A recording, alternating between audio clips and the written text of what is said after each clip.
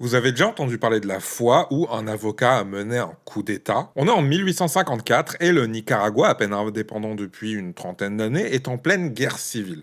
Et pendant cette guerre civile, on voit débarquer un certain William Walker, qui arrive avec une milice privée et qui, aidé du bordel ambiant, arrive à saisir le pouvoir et devenir le président. Mais ce William Walker, à la base, c'est pas un général de l'armée ou un agent secret, non, c'est un avocat.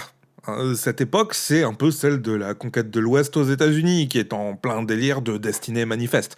En gros, tout ce que touche le soleil est à nous. Il va se faire les bras en essayant d'envahir l'État de Basse-Californie au Mexique, et il va y arriver, et en faire un État indépendant. Mais l'armée mexicaine va très vite le renvoyer chez lui. Du coup, il va chercher un peu plus au sud, dans un pays un peu plus instable. Et pas de bol, ça va tomber sur le Nicaragua. Avec le soutien du patron de la Honduras Mining and Trading Company, Byron Cole, il va réussir à monter une milice privée et prendre la tête du pays, et au passage, filer des terres à Byron pour qu'il puisse miner tranquille. Le capitalisme, il est jamais loin. Et le type va faire n'importe quoi.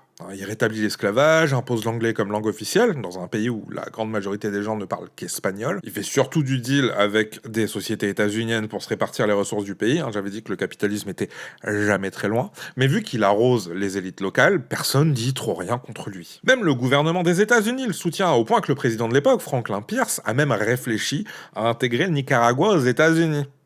Genre vraiment. Sauf que, parce qu'il y a toujours un sauf, le Nicaragua, c'est le principal point de passage pour acheminer des marchandises de la côte est à la côte ouest des États-Unis. Et cet acheminement, c'est un certain Cornelius Vanderbilt qui en a le monopole. Mais le Walker, il va refiler ce business à un pote à lui qu'il avait financé au moment de son coup d'État. Du coup, manigance. Le Vanderbilt, il va financer en scred l'armée du Costa Rica voisin et rouler sur la tronche à Walker qui va aller chouiner auprès des États-Unis pour être rapatrié à la maison. Une personne normale, bon déjà elle fait pas ça, déjà, mais surtout après ça, elle reste au chaud et finit ses jours à profiter de ses thunes. Mais pas Walker. Lui, il va remettre les voiles vers le Honduras cette fois pour essayer de prendre le pays. Sauf que ce coup-ci, il va être arrêté par la marine britannique qui va le remettre aux autorités honduriennes et bah, il va être exécuté, oui, non, mais ça te pendait au nez, enfin, Walker, t'as cherché, là. Vraiment. Et le 14 septembre, aujourd'hui, au Nicaragua, c'est un jour férié qui célèbre la bataille de San Jacinto, où Walker s'est fait sévèrement botter le train.